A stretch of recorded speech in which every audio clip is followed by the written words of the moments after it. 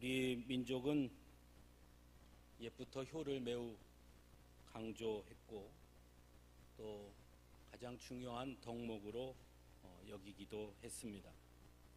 아마도 그것은 오랜 시간 동안 우리 민족이 유교적 가르침 속에 있었던 영향이 컸을 것입니다.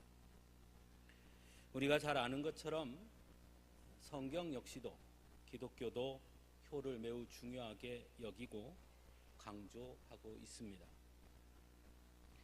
하지만 성경이 강조하는 효와 유교적 효의 개념은 무언가 조금 같은 것도 같고 좀 다른 것도 같다라는 생각이 듭니다.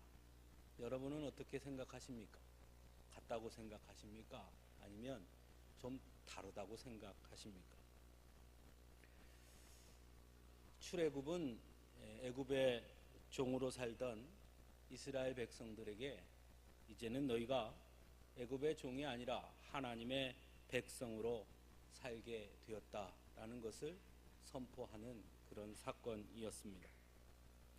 그래서 출애굽한 이스라엘 백성들이 시내산에 이르렀을 때 하나님은 이스라엘 백성들에게 십계명을 주심으로써 하나님의 백성으로 살아가는 데 있어서 지켜야 할 그리고 가져야 할 중요하고 기본적인 덕목이 무엇이며 반드시 기억해야 할 것이 무엇이고 또 삶의 기준이 무엇인지를 가르쳐 주셨습니다. 우리가 잘 아는 대로 십계명은 크게 두 부분으로 나누어져 있죠. 1계명에서부터 4계명 그리고 5계명부터 10계명. 흔히 1계명에서 4계명은 하나님과의 관계를 그리고 5계명에서 10계명은 사람들 사이의 관계를 말하고 있다. 그것에 대한 기준을 제시하고 있는 말씀이다. 이렇게 우리는 알고 있습니다. 잘 알듯이 10계명의 첫 번째 1계명, 즉 시작은 너는 나 외에는 다른 신들을 내게 두지 말지라 라는 계명입니다. 여러 계명 중에 제일 첫 번째가 바로 그것입니다. 이 말씀은 곧 하나님이 인간에게 주신 계명 중에 첫 계명으로 하나님을 향해 인간이 지켜야 할 가장 중요하고 첫 번째 되는 것이 곧 오직 하나님만을 섬기며 하나님만을 바라보는 것이다 라는 것을 말씀하고 있는 것입니다. 사실 그 다음에 이어지는 두 번째, 세 번째, 네 번째 계명은 어떻게 보면 첫 번째 계명에 대한 구체적인 내용들이라고도 볼 수 있습니다. 즉 하나님 외에 다른 신들을 두지 않는다는 그것은 곧 우상을 만들지 않는 것이고 하나님 외에 다른 신을 두지 않는다는 것은 곧 그 오직 하나님만을 바라보는 것이니 하나님의 이름을 망령되이 부르지 않는 것이고 또한 하나님께서 거룩하다 하신 안식일을 거룩하게 지키는 것은 어쩌면 마땅한 것이고 그것으로 오직 하나님만을 바라본다는 것을 삶에서 내용으로 보여야 한다는 것을 보여주는 것이라 할 수 있습니다. 그 다음 인간을 향한 계명의 시작은 제5계명 내 부모를 공경하라 라는 계명입니다. 이것은 앞에 제1계명이 하나님을 향한 계명의 시작이고 2계명부터 4계명이 1계명의 구체적인 내용으로 이루어졌다고 우리가 그렇게 본다면 5계명 역시 인간의 관계에 있어 가장 중요한 계명이 이것이고 그 뒤에 6계명부터 10계명은 곧 그 5계명의 내용이라고도 볼 수 있다라는 것입니다. 내 부모를 공경하라라는 이 5계명을 말씀하신 것은 그러므로 단순히 윤리적이고 도덕적인 말씀을 한 것이 아니라 하나님의 백성으로 살아간다는 하나님의 백성으로 삶에 있어서 인간의 관계에서 가장 중요한 시작이 곧 부모를 공경하는 삶에서 시작된다라는 것을 말씀하고 받고 있다라고 볼 수 있습니다. 그러니까 부모를 공경하는 삶이 어떤 계명이냐, 어떤 삶이냐? 그것은 바로 6계명부터 이어지는 살인하지 말고, 간음하지 말고, 도둑질하지 말고, 내 이웃에 대하여 거짓 증거하지 말고, 내 이웃의 것을 탐내지 말라라는 이 계명은 부모를 공경하는 사람으로, 하나님의 백성으로 살아감에 있어서 마땅히 하지 말아야 할 것들이 되는 것이겠지요. 그런 의미에서 본다면 부모를 공경하는 것, 즉 성경의 효의 개념 역시 단순한 인간의 관계에서의 도덕적이거나 윤리적인 개념을 넘어 하나님의 백성으로서 삶에 있어서 가장 중요한 삶의 가치이고 기준이고 또 하나님이 가르쳐 주시는 하나님의 가르침이라고 봐야 하는 것입니다. 그리고 오늘 우리가 읽은 이 본문은 바로 이런 성경적 효의 의미와 내용을 우리에게 구체적으로 가르쳐 주고 있습니다. 첫 번째로 오늘 본문을 보면 22절에 너를 낳은 아비에게 청종하고 내 늙은 어미를 경히 여기지 말지니라 라고 말씀합니다. 여기서 아비와 어미는 나누어져 있지만 사실은 각각 아비나 어미에게만 해당하는 내용으로 구분했다고 보기보다는 다만 글의 형식을 갖추기 위해서 그렇게 나누어 놓았을 뿐 그 내용은 아비나 어미 모두에게 해당하는 것으로 보아야 합니다. 즉 아비에게 청종하라는 것은 어미에게도 청종하라는 것이고 어미를 경히 여기지 말라 한 것은 곧 아비를 경히 여기지 말라는 것과 같은 것이죠. 부모 모두에게 그렇게 하라는 것입니다. 그런데 이 부분을 원문 성경 그대로 번역하면 이렇게 되어 있습니다. 내게 생명을 준 아비에게 들어라. 그리고 너희 어미가 늙었을 때에 멸시하지 말라. 이렇게 되어 있습니다. 내게 생명을 준 아비에게 들으라. 부모가 누구냐? 내게 생명을 준 분들이다 라는 것입니다. 우리의 신앙 고백은 우리의 생명의 주인은 누구라고 고백합니까? 누굽니까? 우리에게 생명을 주신 분이 누굽니까? 예? 어째 대답이 영 현찮습니다. 어떻게 우리에게 생명을 주신 분이 누굽니까? 저는 아닙니다. 우리 하나님이지요. 하나님께서 우리에게 생명을 주셨다는 것이죠. 그것이 우리의 신앙 고백의 첫 번째 계명입니다.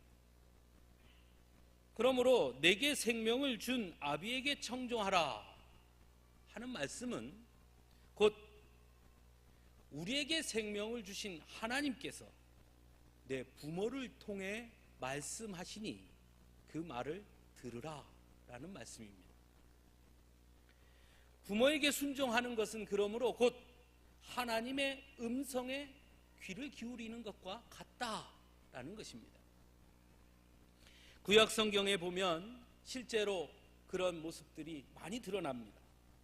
하나님은 항상 자녀들에게 말씀하실 때 부모를 통해 말씀하셨습니다. 아브라함에게 하나님의 약속의 자녀인 이삭을 주시겠다는 약속을 주셨고 또한 이삭을 향한 하나님의 축복과 약속 또한 이삭에게 직접 말씀하지 아니하시고 아브라함을 통해 그 아비 되는 아브라함을 통해 말씀하셨습니다.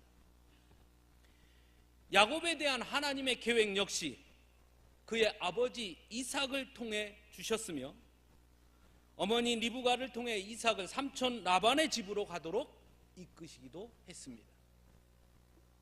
하나님은 야곱을 통해 야곱의 12자녀를 향한 하나님의 계획과 뜻을 말씀해 주셨습니다. 그래서 야곱이 12자녀들을 놓고 기도할 때 그 기도 가운데는 그 자녀들을 향한 하나님의 원대하신 뜻과 계획이 담겨 있는 것을 우리는 보게 됩니다. 그러므로 부모의 말씀을 청종한다는 것은 단순히 인간적인 순종을 넘어 그 안에 담겨 있는 하나님의 음성과 하나님의 뜻을 듣는 것이다. 즉 부모의 말씀을 듣는 것은 곧 하나님의 뜻과 하나님의 음성을 듣는 것이다 라고 가르쳐 주고 있는 것이죠. 부모의 말씀을 듣지 않는 이는 다르게 말하면 하나님의 음성을 또한 들을 수 없다는 것입니다. 두 번째로 부모를 경히 여기지 말라라고 말씀합니다. 내 부모가 늙었다고 경히 여기지 말라. 이 본문은 본문 23절과 연결되어 있다고 볼 수 있는데요. 23절에 보면 진리를 사되 팔지는 말며 지혜와 훈계와 명철도 그리할지니라 라고 말씀합니다. 진리를 사되 쉽게 팔지 말라. 이 말씀은 진리를 그저 사고 팔 수 있는 것처럼 가볍게 여기지 말고 소중하게 여기라 라는 말씀이겠지요. 그래서 사도 바울도 빌립보서 3장 8절에서 이렇게 말합니다.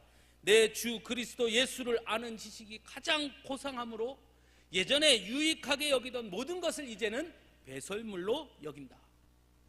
즉 그리스도를 아는 것, 복음의 진리가 세상의 다른 어떤 것보다도 가장 귀하다. 그래서 다른 어떤 것과도 바꿀 수 없다 라고 고백하고 있는 것이죠. 그 무엇과 복음의 진리를 바꿀 수 있겠습니까? 근데 오늘 본문에 보면 지혜와 훈계와 명철도 그러하다라고 말씀합니다. 그러므로 앞의 말씀과 이어서 본다면 부모가 나이 들었다고, 이제는 내 힘으로 살 수 있다고, 이제는 내가 판단할 수 있다고, 이제는 내 생각대로 해도 괜찮다고 부모의 지혜와 훈계와 명철을 가볍게 여겨서는 안 된다는 것입니다. 여러분, 성경에 엘리의 아들들의 이야기 잘 알지요? 엘리는 아주 위대한 제사장이었습니다. 그런데 그 아들들이 악을 행합니다. 그래서 그 아들들의 소문이 아주 좋지 않게 들려집니다. 엘리는 그 소문을 듣고 아들들을 부릅니다. 그리고 아들들에게 충고합니다. 하지만 엘리의 아들들은 아버지 엘리의 말을 듣지 않습니다. 왜 그랬을까요? 성경 본문에 보면 엘리는 눈이 어두워질 만큼 매우 늙었다라고 말씀하고 있습니다. 즉, 그 엘리의 아들들은 아유 아버지 우리가 알아서 다 합니다. 이제 좀 놔두세요. 우리가 애입니까? 우리가 더 잘합니다. 가만히 좀 계세요. 아버지의 훈계를 경히 여겼던 것입니다. 성경은 이렇게 말씀합니다. 그들이 자기 아버지의 말을 듣지 아니하였으니 이는 여호와께서 그들을 죽이기로 뜻하셨음이더라. 엘리의 아들들이 하나님의 심판을 받아 죽었던 것은 곧 아버지 엘리의 훈계를 듣지 않았다는 것입니다. 그것을 경히 여겼다는 것이죠. 오늘날도 많은 사람들이 그러합니다. 고루하다. 또 무슨 조금 이상한 얘기하면 꼰대다. 저도 가끔 우리 아들들 앞에서 제가 이렇게 말을 하면 물론 우리 막내들은 그걸 잘 모르지만 우리 큰 놈들 두 놈은 이제 지들 컸다고요. 제가 뭐 얘기하면 아빠 어디 가서 그런 말 하면 꼰대 소리 듣습니다. 그럽니다. 젊은 사람들이 나이 드는 사람들을 볼 때 그런 눈으로 보지요. 뭘 아십니까?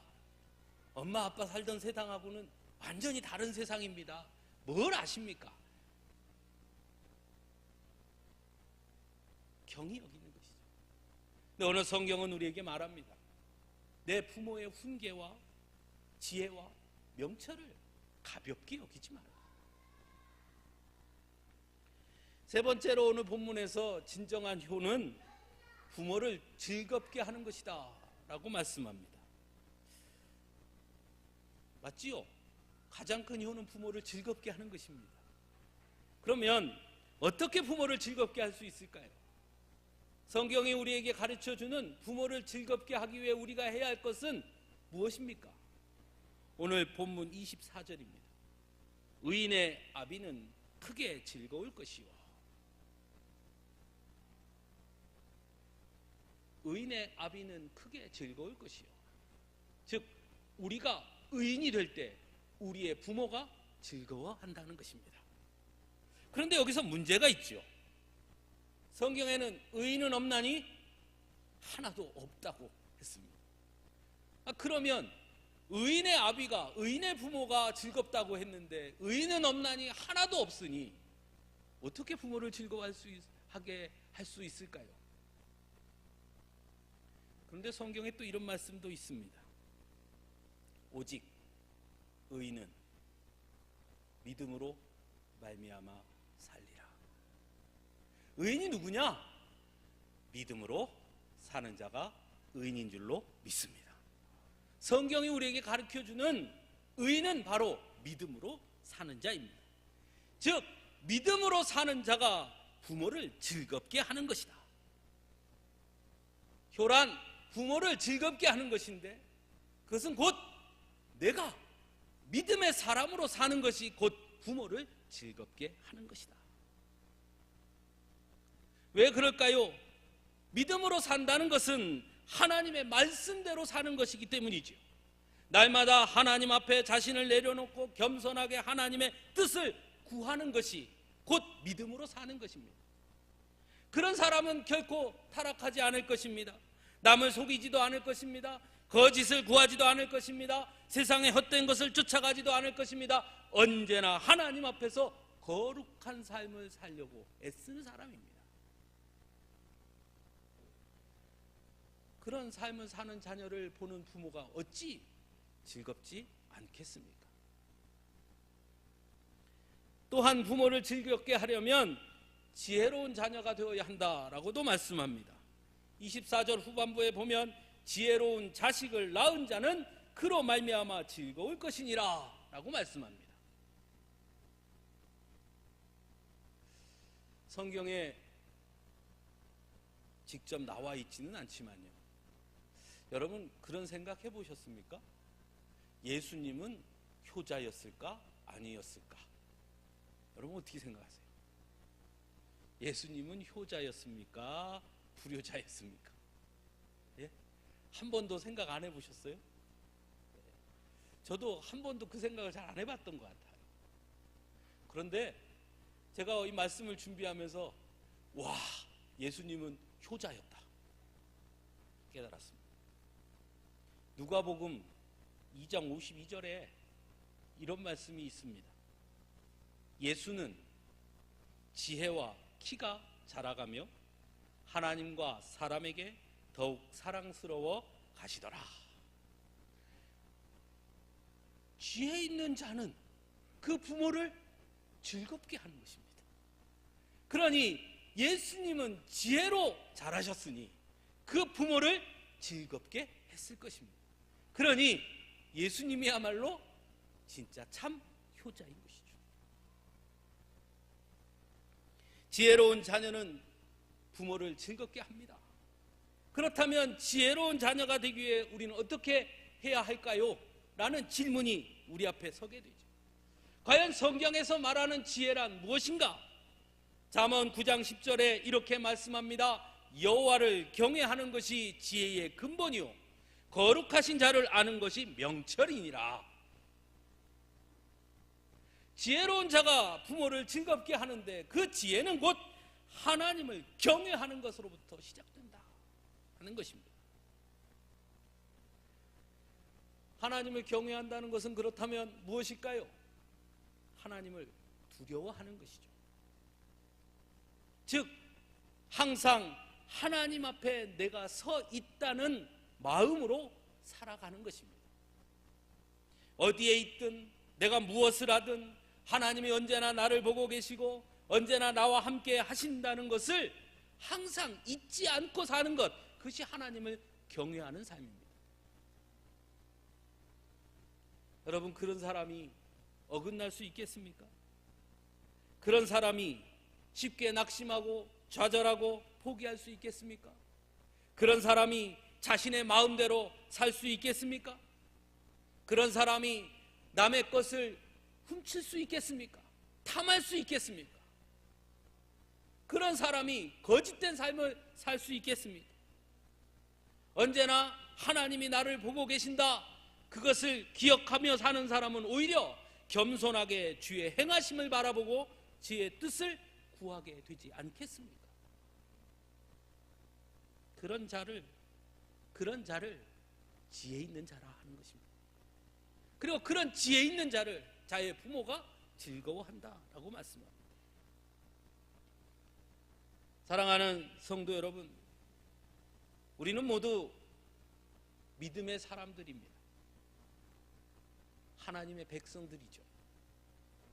출애굽한 이스라엘 백성들에게 이제 너희는 세상의 법과 세상의 가치가 아닌 내가 주는 법과 나의 가치를 따라 살아라 하고 주신 계명이 바로 십계명입니다. 하나님의 백성들의 삶의 방식이 어떠해야 하는지 가르쳐 주신 것이 십계명입니다. 그 십계명의 모든 계명의 첫 번째는 항상 하나님께 두라는 것입니다. 우리의 삶에 있어 가장 중요한 인간의 관계에 있어 가장 중심은 또한 내 부모를 공경하는 데 두라는 것입니다. 세상에서도 부모를 공경하는 것이 중요하다고 말합니다. 세상에서도 효를 강조합니다. 하지만 세상에서 말하는 효는 지극히 인간적이고 지극히 가시적일 수밖에 없습니다. 지난 주간에 어버이날이 있었는데요. 여러분, 우리 젊은 성도님들 어떻게 어버이날 어떻게 지내셨어요? 어떻게 자녀들이 꽃도 좀 달아드리고, 자녀로서 부모님에게 꽃도 좀 달아드리고, 용돈도 좀 보내드리고, 전화도 좀 드리고 그랬습니까? 어떠셨습니까? 어떻게 잘 하셨습니까? 그게 효도가 단가요?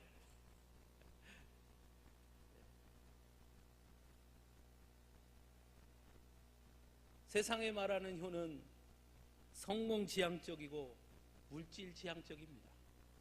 성공하면, 물질에 부유하면, 자녀가 성공하고 자녀가 부유하게 살면 그러면 됐다라고 말합니다. 정말 그러면 됐습니까? 여러분 그 얘기 잘 아시죠? 우산장수하고 집신장수 얘기 아십니까? 네. 자녀가 하나는 우산장사고 하나는 집신장사입니다. 비가 막 옵니다. 그러면 뭐가 잘 팔립니까? 우산이 잘 팔리죠. 그러면 부모는 행복합니까? 예? 이야, 잘 됐다 그럽니까? 어이구 어쩔 것이나, 우리 둘째 집신파는 둘째는 어떡하시나 걱정하지요. 햇볕이 쨍쨍 치고 비가 며칠 동안 오지 않습니다. 집신은 잘 팔립니다. 그럼 부모는 어떡합니까? 아이고 잘 됐다 그럽니까? 어메 어쩔 것이나, 우리 큰 놈 어떨 것이나, 우산이 좀 팔려야 되는데. 큰 놈의 자녀가 우산 많이 팔아서 부자가 돼서 엄마 나 부자 됐어 그러면 부모가 기쁩니까? 우리 둘째는 어떡할까 걱정하게 되죠. 그런 것이죠. 성경에 탕자의 비유 아시지요? 아들이 장성해서 부모에게 이제 내 유산 미리 주십시오 하고 받아가지고 떠납니다. 근데 우리가 잘 알듯이 그 아들은 떠나서 성공합니까? 실패합니까? 예? 망하지요. 근데 한번 생각해 봅시다. 그걸 그 유산을 받아서 떠나서 그 아들이 성공했다면 그러면 그 아버지는 동구 밖에서 아들을 기다리는 일을 하지 않았을까요? 어떻게 생각하세요? 그 아들이 집 떠나서 아무리 성공했다 하더라도 그 아버지는 매일같이 동구 밖에서 그 아들을 기다렸을 것입니다. 어떤 책에 보니까 이런 얘기가 있더라고요. 탕자로 나갔던 그 아들이 이제 집에 들어오잖아요, 그죠? 그래서 용서를 받고 열심히 집에서 아버지를 도와 일을 합니다. 근데 이 아들이 열심히 일을 해서 다시 돈을 차곡차곡 모읍니다. 그리고는 생각합니다. 내가 지난번에 나가서 아버지 유산 다 날려먹었으니 이번에는 내가 꼭 반드시 성공하리라. 그렇게 생각하고 아버지에게 큰 편지를 씁니다. 아버지, 지난번에는 제가 너무 잘못했습니다. 이번에는 기필코 내가 성공하겠습니다. 나쁜 친구들 절대 사귀지 않을 것이며 방탕한 생활도 하지 않을 것이며 언제까지나 내가 근면성실하게 열심히 일해서 반드시 성공해서 오겠습니다. 성공하지 않고서는 절대 돌아오지 않겠습니다. 장문의 편지를 쓰고 집을 떠납니다. 그리고 정말로 이 둘째 아들은 정말 열심히 일합니다. 뒤를 돌아보지 않습니다. 잠도 자지 않습니다. 그저 그 마음속에는 내가 우리 아버지 마음 아프게 해드렸으니 반드시 내가 갚아드리고 말겠다. 열심히 일을 합니다. 그리고 시간이 꽤 지나서 이 아들은 큰 부자가 됩니다. 자, 됐다. 이제 아버지께 돌아가서 우리 아버지에게 기쁨을 드리리라. 모든 재산을 다 팔아서 등에다 짊어지고 집으로 힘차게 돌아옵니다. 집에 돌아와서 동구 밖에서 보니 아버지가 안 보여요. 아버지, 저 둘째 왔습니다. 저 성공했습니다. 하고 뛰어 들어갔습니다. 그런데 집에 아버지가 보이지 않습니다. 아무리 둘러봐도 아버지는 보이지 않고 아버지 불렀더니 조금 있으니 형이 나옵니다. 그리고 형은 아무 말 안 하고 편지를 한 통 탁 줍니다. 편지를 뜯어서 편지를 봅니다. 그 편지에는 편지가 두 통 들어 있었습니다. 하나는 자기가 떠나면서 아버지에게 줬던 자신의 편지고, 그 또 한 편지는 그 편지에 대한 아버지의 답장이었습니다. 그 답장에는 이렇게 써 있었습니다. 아들아, 내가 성공해서 기쁜 것이 아니라 네가 나와 함께 있어서 나는 기쁘다. 아버지는 세상을 이미 떠났습니다. 우리의 삶이 지금 그렇지 않습니까? 우리가 말하는 효가 그런 것 아닙니까? 정말 부모를 즐겁게 하는 것이 무엇인지 진지하게 고민해 봐야 하지 않겠습니까? 내 성공이 정말 부모가 가장 바라는 것입니까? 내가 물질로 풍요로워지면 그것이 곧 부모에게 효도하는 것입니까? 내가 성공하면 그것이 곧 부모에게 효도하는 것입니까? 성경은 우리에게 가르쳐 줍니다. 부모를 공경하라. 그 부모를 공경하는 것은 곧 부모와 함께 믿음 안에서 하나님을 바라보며 사는 것이다. 그것이 가장 중요한 효인 것입니다. 단순히 부모이기 때문에 그래서 공경하는 것이 아니라 오히려 더 근원적으로 마땅히 부모를 공경해야 한다라고 말합니다. 왜냐하면 부모를 공경하는 것이 곧 하나님의 말씀을 듣는 것이고 하나님의 음성을 듣는 것이기 때문입니다. 하나님은 부모를 통해 우리에게 말씀해 주십니다. 그러므로 우리는 부모의 훈계와 가르침을 경히 여겨서는 안 됩니다.